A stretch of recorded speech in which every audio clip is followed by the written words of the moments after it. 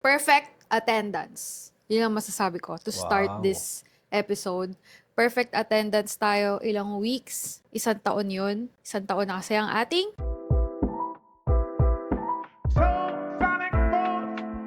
Tara Podcast. Welcome kayo dito. I'm Jamie. And I'm John. So dito sa Tara Podcast, 1-year anniversary na itong episode na ito, episode 51. Ibig sabihin, parang 51 weeks na natin itong ginagawa. Yes, walang absent. Kaya sabi ko, pag unang-unang words na sinabi ko, di ba? Perfect attendance. Hindi kami umabsent, guys. Kayo lang yung absent, eh.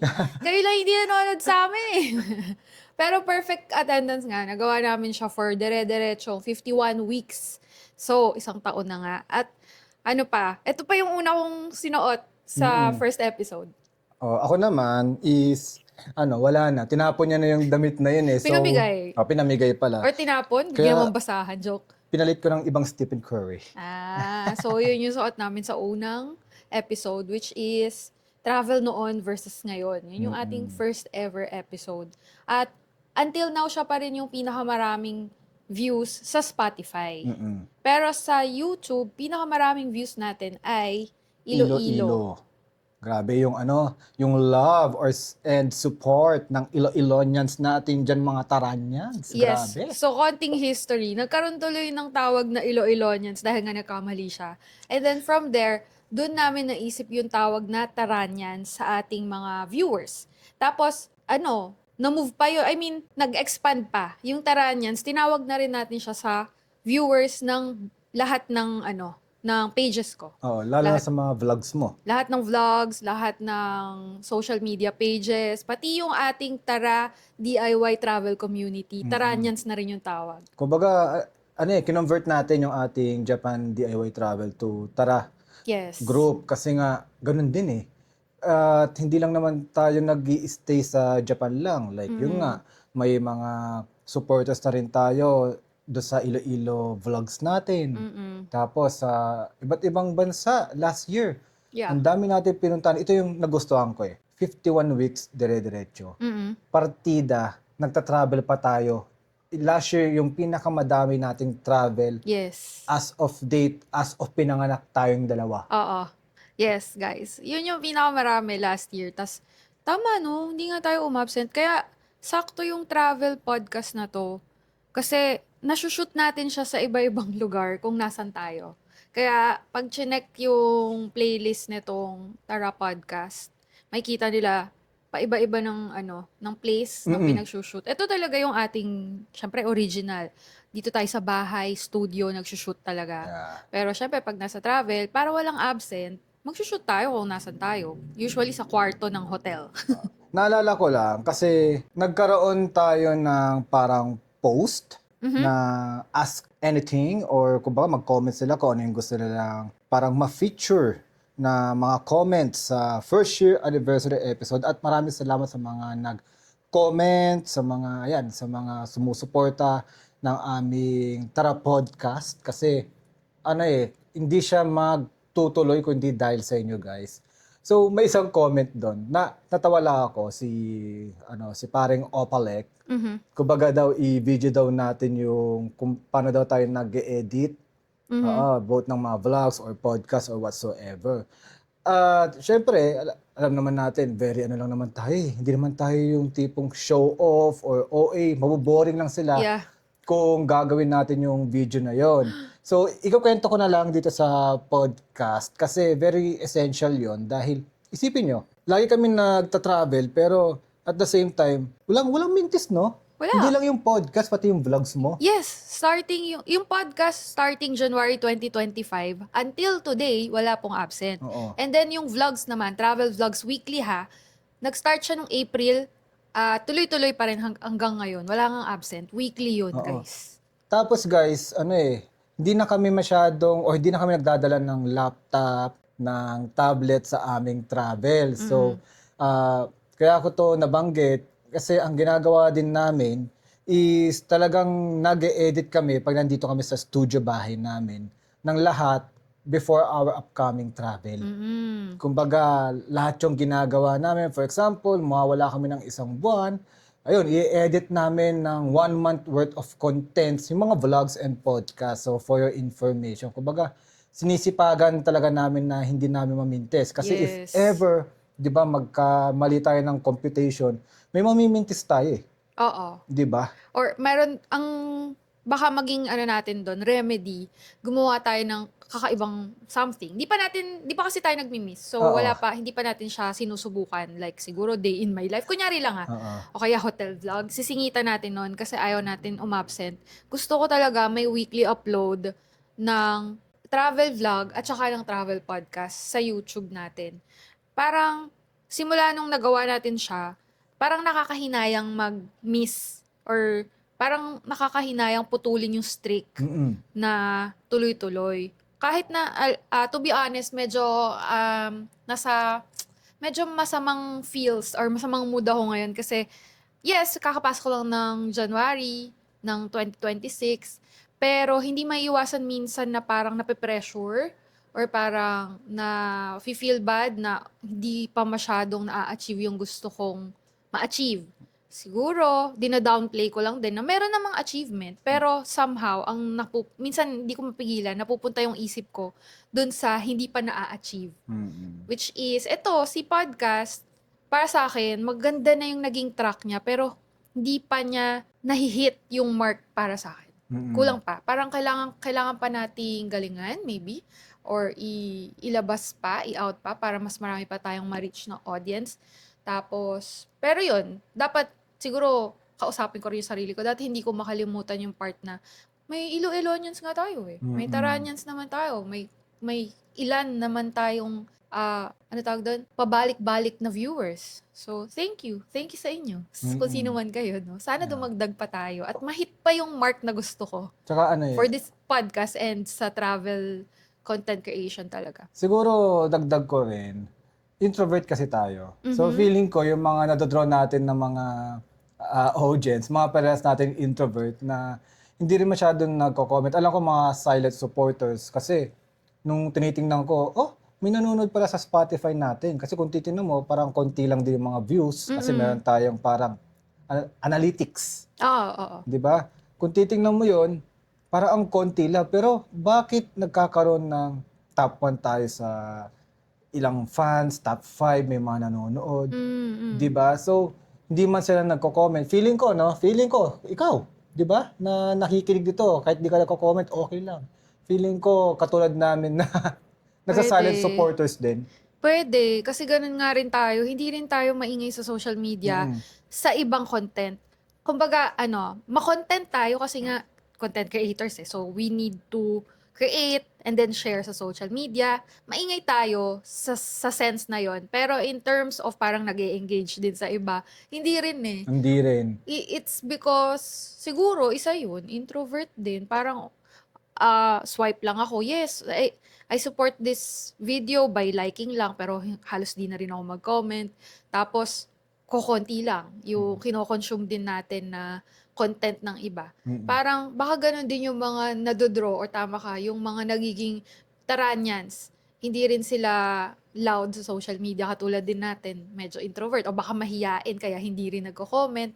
Kaya siguro, isa yun sa reason ba't hindi pa rin masyadong ga-arangkada ng super yung ating podcast and even the travel vlogs and pages. Pero para sa akin, okay lang. Basta nandyan lang kayo, steady lang, guys. Siguro slow and steady tayo. Ganun talaga eh.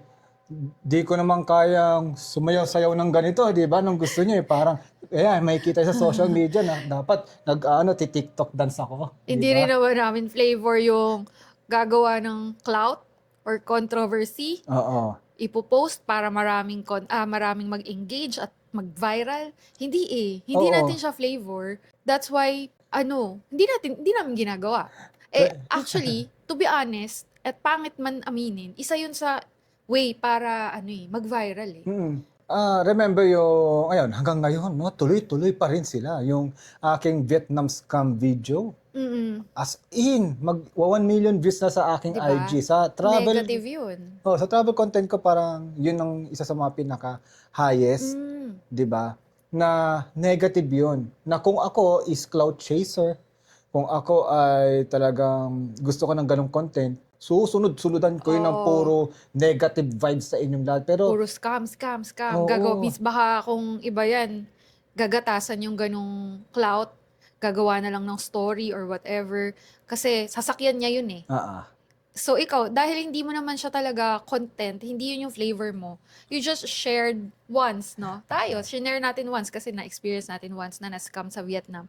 Pero di natin sinundan kasi hindi nga yun yung flavor natin. even yung ano, if ever na na-draw out kayo dito because of my or our reels na ginagawa, yung chop-chop kasi namin ito yung mga kumbaga segment ng episode na ito para gawin ng mga short form videos. Mm-mm. Isa din yun sa ating pinakamaraming views sa TikTok, Yung mga short yung form. short form ng Vietnam scam. Oo, oo. Oo, isa yun sa mga pinakamaraming views namin. Pero hindi namin siya, panapansin nyo, na talagang lahat ng pangit, lahat ng pangit na na-share namin sa episode na to, hindi naman laging yun ang broadcast natin sa mga reels eh. Yeah. Kasi ayaw din namin maging flavor yon, and we want positive vibes hanggat maaari. Kasi alam Tsaka mo may natin, sense na usap.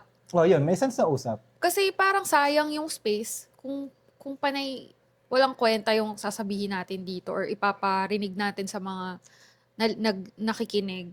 Tapos, yun nga, siguro minsan, pwede nating singitan like current events kasi. Last time parang may nabanggit tayo about yung flood control issue which is very ano naman, 'di ba? Importanteng pag-usapan. Importante yun. Pero most of the time, ang topics natin talaga dito is all about travel tips, stories, adulting, couple, marriage, ganyan. Oo. 'Di ba? Yun Yung- talaga ang ating flavor. Yung last episode nga natin, Stranger Things. Kasi Diba? talagang hindi tayo makaget over hanggang ngayon na nire-record natin itong episode 51, di ba? Yes. So- Tsaka adulting episode yun. Adulting episode. Kumbaga yun nga. Pero balik tayo dun sa pinost ko na ask us anything. Ah. Pero konti lang nga yung nag-ask, konti lang yung nag-comment. Isa pa yun, di ba? So parang, okay, so, konti pa lang talaga tayo. Pero thank you sa konting nandito. Dadami rin tayo. Oo. Note to self ko rin yun. Sinasabi ko to myself na huwag masyadong ma-feel bad. Siguro talagang ganun, slow and steady tayo. Pero yun, hindi tayo alis sa core natin. Hindi. Okay, balik tayo sa good vibes. Ito, isa sa pinaka-favorite kong nabasang comment. At ngayon ko lang nabasa or narinig to. Listen up, guys. I like listening sa inyo. Ang relaxing ng voices nyo. I feel like nagka-catch up with friends. Friends whom I haven't even met personally yet. Sabi yan ni Bobby stands kill that talent that ATT 29999. Haba Ang haba. Hindi ko alam kung tama yung pagkakabasa ko sa name or sa ano tawag dyan. Sa account name niya or ano. Pero thank you sobrang thank you. Ngayon ko lang narinig yun na relaxing pala yung boses natin. Hindi pala tayo tunog whining or tunog maingay. Di pala ako tunog ball. Siguro, hindi naman super bulol. Konting bulol ka lang. Siguro baka yung feeling kasi is parang nagka-catch up daw yung kausap. Catch up with friends. Siguro hindi naman sa totally maganda yung boses na pang DJ or whatsoever. Baka minimin niya is yung masaya pakinggan because it sounds like and it feels like you're catching up with a friend. Parang Which, parang yung comment niya is parang nabanggit din niya sa atin ng mga content creator na naging friends natin along the way na nakita natin sa mga recent travel. Like sila Dave, sila Eric, na parang nagpo-podcast lang tayo pag magkakausap. Kasi nga, kung ano yung may kita yun dito, kung paano kami magsalita, di ba? Kung gaano kabulol, kung gaano kaganda ang boses niya, is ganoon din ang maririnig nyo sa personal. Totoong buhay. Oo, parang walang walang arte, walang modulation ng boses. Walang, ayan, may nagbabakil pa minsan, di ba? Tapos minsan nga, bulol siya. Tapos, yun, kung ano yung narinig nyo, yun na talaga. Ito yun. This is us. Kaya nakakatuwa yung comment niya. Yes, kaya tuwan-tuwa ako. Ini-screenshot ko agad yung comment niya. Sabi ko, ang saya that you feel like friends lang tayo na nagka-catch up. That's exactly the vibe we're aiming for.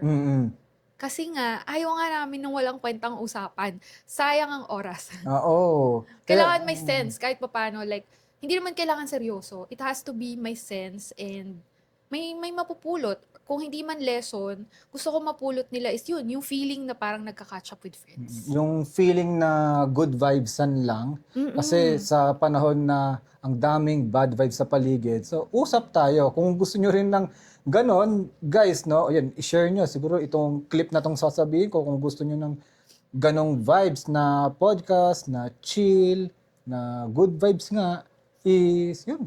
Follow nyo na yung aming podcast, tapos join our FB community na mga introvert din. Oo, No? parang introvert din lahat doon. Parang ang shy-shy mag-comment, pati magtanong. Mag-comment kayo! Ito naman, si Liquid Fire 30, ito lagi ko na siyang nakakausap. Ah, Lagi ko siyang nakakakomentan sa YouTube. Sabi niya lang, Happy New Year, John and Jamie. May we all be abundant in life Wow. this 2026. So sa lahat ng nakikinig nito, yun yung wish ko, yung wish namin sa inyo. At thank you sa comment mo. Ito, lagi talaga siya i-comment. oo nga eh. Saya. Thank you so much. And next, ito simple lang, si Boy Bakal. Isa rin to Ito, sa the best yan. palagi nagko-comment at nakakausap na talaga namin. I think Iloilonian siya. At sabi niya nga, OG Iloilonian here. Wow. Tama. Siya nga ang isa sa OG Iloilonians natin na nakinig simula nung first vlog or maybe nung podcast. Dan tuloy-tuloy hanggang ngayon. Kasi gusto ko rin siya mag-comment kasi hindi rin siya hindi siya nonsense kausap eh. Yes. Tungkol, yung i-comment niya, pati yan si Liquid Fire, is all about kung anong napanood niya rin sa video or sa post or nakita niya sa YouTube. So parang may sense. So may kinalaman talaga dun sa pinakita natin dun sa video. May tatanong talaga siya, ganun. At minsan nag-share din sila na kailang. May natututunan din sa Oo. kanila, di ba? At yung nga, si Boy Bakal, pagaling ka. Para mapag-travel ka. O, para di ba, alam na mag-travel. natin yung nangyari. Kasi nakakausap nga namin, sabi sa inyo, guys, konti pa lang kasi halos yung mga commenters. So, makakausap pa natin halos lahat. Kasi nga hindi pa matatabunan. Eto, marami pang nag-comment ng Iloilonians here. Ingat po kayo palagi sa gala or biyahe. Thank you so much po. Si Christian Sila, 1399. Ba't may number lagi eh, no? Oo nga, ba't Ito ganun? pa si Kem Lopez, Iloilonians here. Di Ken ba? Lopez, grabe. And si Litoy Villa, ito lagi ko rin siya nakikita. Hello po, we're Iloilonians are excited to see you both in Dinagyang soon. Wow. Which is very, very soon nga. Yan. At napabook nga kami guys dahil Sa talagang nabudol kami ng mga Iloilonians comments na talagang maganda lang yung Dinagyang, maraming pwedeng ma-experience, tapos syempre pagkain. Eh since first time, hindi pa namin na-experience ang festival na yun, eh di sabi namin, sige nga try natin, wala naman tayong, I think after after nung Dinagyang, wala tayong travel ng mga 3 weeks. 3 weeks lang, no? Ayaw pumirmi sa bahay. So, yun, napabook kami. Ito naman, kay Elisa Mijares, 5460. Dapat pala hindi ko na binabasa yung Oo number. nga, yung number, wag na. Thank you for visiting our hometown. We really appreciate it. Merry Christmas and prosperous New Year to both of you. Come back and watch our Dinagyang Festival 4th week of January. Sabi sa inyo ganyan sila mag-comment. So, ayun. Opo, napabook na nga po. See you there. And ito pa, Happy New Year ka Iloilonians, Arnel de la Cruz. Wow. Ang dami din pala ng-comment Oo nga. Tapos ito, si Armando Sune. Marami. Tungkol din sa Iloilo Dinagyang Festival. Sabi pa niya, it's January 22 to 25. Please make visits, blah, blah, blah, sa mga bagong reconstructed na public markets. Uy, gusto kong puntahan Yes, yun. kasi last time nung June na punta natin, doon ginagawa pa eh. So yun, maganda na daw ngayon. Ito si Here Come the Tans and Explorations, mag-asawa po yan. Na content Mag-asawa creator. yan? Hindi ko alam, mag-asawa pala yung dalawang yun. Oo, mga food content creator and family travel. So, sabi lang nila, congratulations, more years to come. Wow. Kasi nga nag-post ako na magwa 1 year na ang ating Tara Podcast.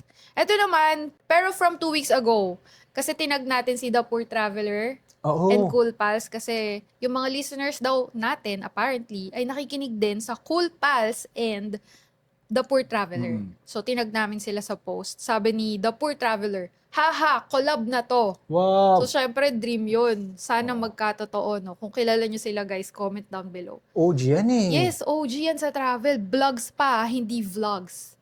Oo. Diba? Yun yung Sila yung dating tinitingnan natin on how to go to some places, especially Japan. Alam ko yan ang re-research mo nung unang Japan natin, Kasi, TPT. yes, hindi pa kasi masyado ang videos na short form videos, pati vlogs, hindi pa ako masyado dun nag-research eh. Google pa talaga. So, ayan ang OG, TPT, The Poor Traveler. Talagang blog post. Magbabasa ka. Tatawa ako. Kasi baka isipin nila baka ang tanda-tanda na nila. Pati natin. Hindi, siguro, hindi naman nagkakalayo yung edad natin. Mas nauna lang talaga sila on this craft. Hindi po namin sinasabing matanda sila. Baka nga, mas matanda ba tayo? Or hindi ko alam. Baka nga parehas lang eh. Or Oo nga eh. kung konti, kung mas matanda mo sila, baka konti lang. Oo. Pero mas matanda sila sa paggawa ng travel content, sa paggawa ng mga travel tips. OG yan, grabe yan. Kaya OG, kaya tinawag namin. Yun yung, basta pag sinabing TPT, naiisip ko, OG. Ganon. Kasi, I'm sure lahat ng nagta-travel ngayon nagbasa ng vlogs nila. Oo, sure ball yan. Meron pa bang comment dyan? Ayun lang ang comments for this episode. Pero, May mga nag-comment din sa story like, i-guess nyo ko, yung mga ganon. Diba? ganyan. Hindi na namin na-screenshot kasi story siya. No? Oo. Pero sana may mag-guest na tayo soon. Oo nga, ayun din yung kumbaga kung may goal man ako this year, may mag-guest tayo talaga. Yes. Kasi, So, abangan nyo yan, guys. Baka, para magkaroon ng ibang dynamics naman, okay, baka, kayo, sinong request nyo? Okay? May request ba kayong guest? Huwag naman artista, mahal-mahal. Yung lang, libre lang. Gusto nyo, kung kayo, gusto nyo, guest namin kayo Basta libre Joke lang. Tingnan natin. Pero, yun, most likely mangyari yun this year. Ang wish ko din is this year, mas dumami pa yung mga viewers, followers ng ating Tara Podcast, pati lahat ng socials namin. And magtuloy-tuloy pa ulit. Mag 2 years pa, 3 years, 4 years, di natin alam. So, at sana wala pa rin, absent. Okay lang sa akin na, okay to sa akin, tuloy-tuloy lang.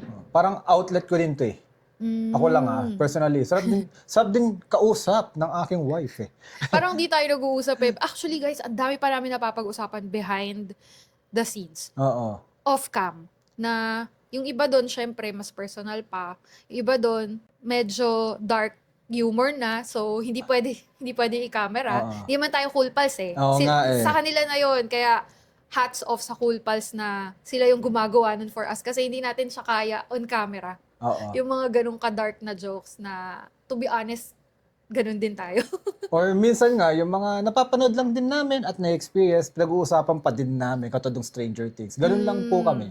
Yung iba, umuulit. Yung iba naman, biglang ngayon ko lang naririnig sa natin kapag nag-uusap tayo dito. Oo nga Kaya Galing, ganda no? Oh my gosh. So, tuloy pa natin to. Yes. Kaya, follow along. Meron pa tayong mga, syempre, episodes ng Tara Podcast. Pati, mga travel vlogs. So, Japan vlogs pa rin yung ngayon, pero soon, Iloilo pa, di ba? So, follow. See you. Thank you for being here.